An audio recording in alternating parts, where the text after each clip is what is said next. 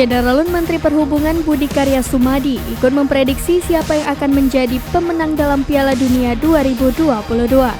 Prediksi itu diungkapkan Pak Menhub dalam podcast Tribun News yang dipandu oleh News Manager Tribun Network Rahmat Hidayat di kantor Tribun News Jakarta pada Selasa 6 Desember 2022. Dalam podcast tersebut turut dihadiri langsung politisi asal Golkar Muhammad Misbahun dan mantan Menteri Perindustrian Saleh Husin. Menhub Budi Karya yang hadir secara daring mengawali perbincangan dengan membahas tim kebanggaannya Argentina, lebih khusus sang idola Lionel Messi.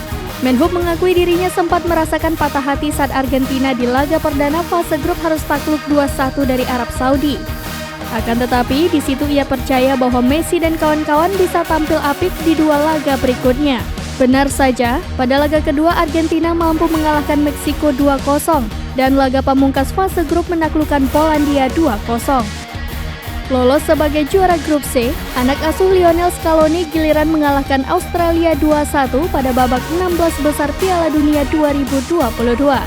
Selanjutnya, timnas Argentina giliran akan bersua Belanda pada babak perempat final Piala Dunia 2022. Menhub Budi melihat pertemuan dengan Belanda akan menjadi laga yang sulit untuk dilewati Argentina, mengingat spesialis runner-up Piala Dunia tersebut tengah dalam kondisi apik. Menhub Budi mengatakan apabila Argentina bisa mengalahkan Belanda, itu menjadi modal bagus bagi Messi dan kawan-kawan, yang kemungkinan bakal bertemu dengan Brazil pada semifinal.